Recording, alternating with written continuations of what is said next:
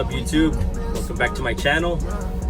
I just want to make this short video explaining how the whole settlements work and fees, payments, all that stuff. So I'm just going to get into it right away because, well, Corey wanted me to explain, I guess, elaborate a little bit more on how it works. So this is a video for him. So pretty much the way it works whenever you're doing the lease purchase owner operator agreement is you buy the truck from them, right? So they sell you the truck, you know, there's no down payment. You just pretty much carry on with the payments. But there is a 6-week, I guess, trial period. There's a 6-week trial period where you don't get your settlements. Those settlements kind of fall behind. They're like 6 weeks in the hole, I guess. And you're only getting a day rate. So the day rate is $400 a day for every day you work. You know, you can work 6 days out of the week. So it comes out to what, like $2,400. Right, 2,400 a week. That you can make if you do a 5-in-1 schedule. Yeah, if you do a 4-in-2, which is what I do right now. But when I did start, I did do a 5-in-1 because I did need that extra money. But the money is not free.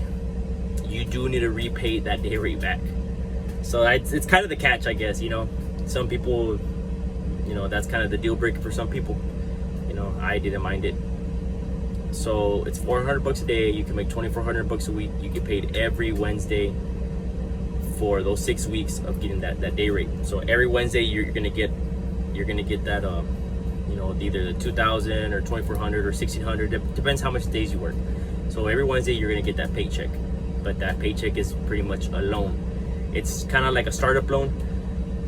It's just to keep you moving, keep the wheels turning, you know, keep you up and down because diesel is expensive, right? So that's where you're gonna get your diesel fuel from those $2,400 or $2,000 or whatever you make a week.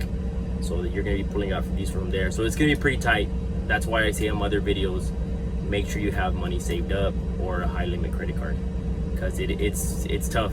Those first 6 weeks, it is tough. So let me jump off that then. And so on the settlements, once you do get your settlements after the 6 weeks, so on your 7th week you get your first settlement for the first week you worked. You know, so you're always 6 weeks behind on your paychecks. So whatever I'm working right now, I'm not gonna see it until 6 weeks from now. So that's how that works. And no one explained this to me whenever I started. I was in the dark. You know, all these guys didn't know nothing. Like they didn't know how to explain. So that's how that works, just so y'all know. So you get your settlement checks on the 7th week, which is for the first week that you did, and they do not tax. So, you know, you're pretty much, you know, you're a contractor, you're 1099, you know, that, so they do not pull out any taxes. So you do need to pay your own taxes at the end of the year, quarterly, however you want to do it, however you want to get with your tax guy. I recommend get a tax guy. So you need to figure out your taxes. If you have dependents, you know, however your write-offs, you save your receipts, all that stuff. You know, you're an owner operator. That's how that works. So, you know, no taxes. Also, they do give you a fuel credit. It's a fuel surcharge credit. So for every mile you run, I don't know how they calculate it. I really don't know. But you do, every week they do give you a fuel surcharge credit. You know, sometimes it's, you know, 700, 500, 1,000. I guess it just depends how much miles you run for that week, and somehow they calculate it. But they do give you that credit. You know, usually I always get at least $900 to $1,000 a week back in the fuel surcharge credit fee, or fuel surcharge credit, not fee, because they don't charge you. So the fuel surcharge credit. So I would get at least $1,000 back. Say on that week I spent about $1,600 in diesel. You know, just for example, $1,600. I get back usually 1,000, so it's like I spent $600. Or usually it's about half. You know, sometimes I'll get $800 back, and I spend $1,600, so it's usually about half. So I mean, that's a big help, and that just goes onto your settlement. You know, like they said, they don't tax that either. It gets thrown onto your settlement. They do charge insurance every week. It's about $200 a week that they do pull out of your settlements. Like I said, this is already on your 7th week. From your 1st week to your 6th week, they are not taking out anything. They do not pull out anything. They just give you your straight day rate, because that's what's going to keep you moving. You don't start paying for anything until your 7th week. That's when you start getting all these fees and, you know, repayments, truck payments, all that stuff. Okay, so every week on your starting on your 7th week, you start paying your insurance. It's about $200, and that's every week, and they pull it out every week. Then you also have your truck payment. Depending on what truck you get, it will, you know, that's what your payment's gonna be. You know, like I got a brand new 2022 Mack truck. You know, obviously it's brand new, the payment's high. So I pay about $700 a week for the truck, which I don't mind. You know, it's making me money. I gross a lot of money, so I don't mind them taking it out. I don't even see it. So I guess I would say, you know what you get yourself into. You know, there's guys here that, you know, they want to be cheap. They want to, you know, oh, give me the, you know, the 4 or 5 year old Freightliner day cab, because, you know, they want a cheaper payment. But, you know, that truck's been run out in the lease roads. It's an older truck. You know, you're gonna get shit breaking right off the bat. I mean, even me with this new truck, I have shit, you know, wobbling already, because it's in lease roads all day, you know. So, but yeah, so if you get an older truck, your payment will be cheaper. You're looking at probably about 600, you know, 500 a week. But yeah, so mine's about 700 for a brand new truck. Also, they do pull out accident policy insurance.